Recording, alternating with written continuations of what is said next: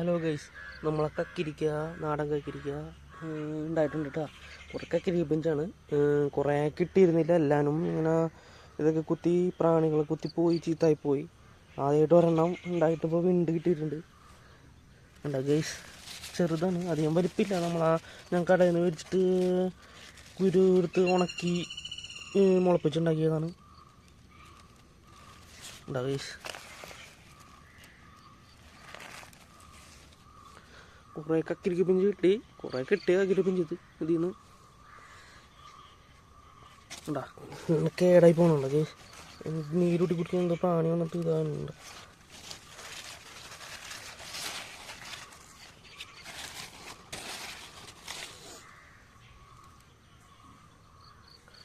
ചെറുതൊക്കെ കംപ്ലീറ്റ് കേടായി.